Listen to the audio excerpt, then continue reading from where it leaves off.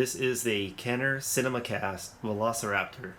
This was released in 1994.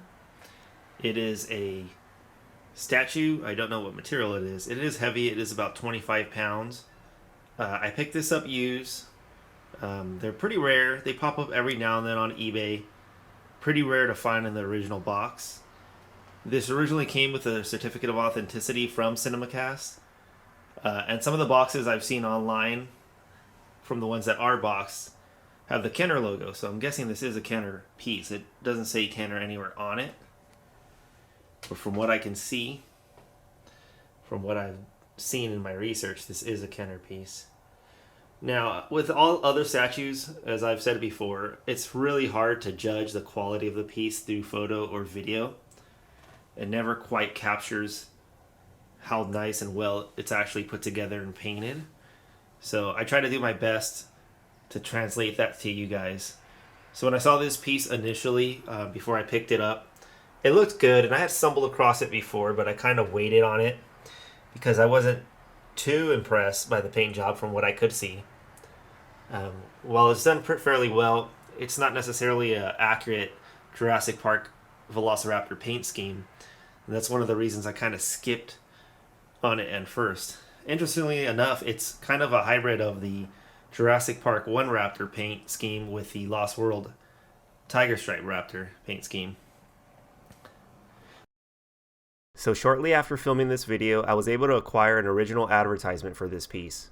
This is great because I myself wanted to know more information on how this piece was distributed, since I never remember seeing this statue as a kid.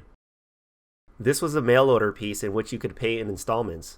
You have to remember, in 1994, there was no widespread internet use, so you couldn't just hop online and order it.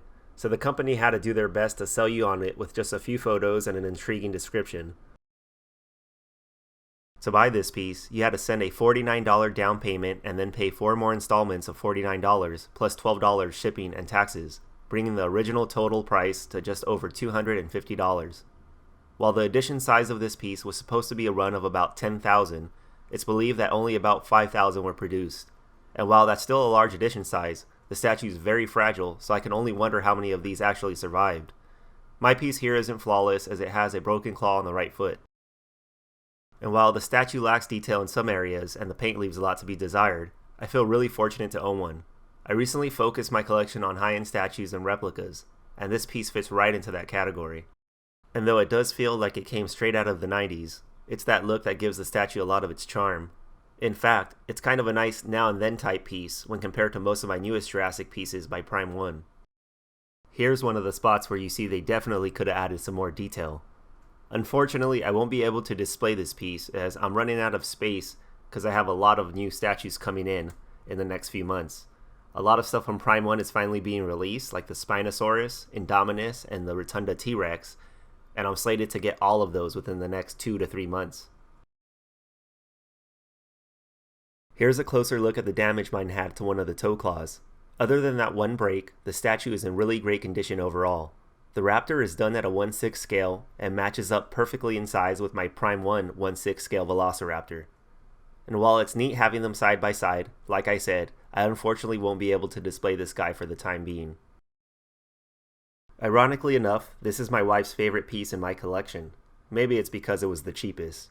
I paid $250 for this piece, which is usually around what I pay for shipping on an item from Prime 1's website, so I definitely feel like I got a good deal. Lately, I've decided to refocus my collection and only focus on nicer high-end items that are meant to be displayed, such as this.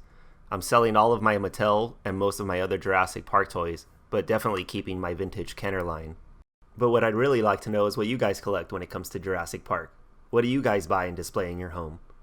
And is this Cinemacast piece something you'd pick up if you found it or came across it?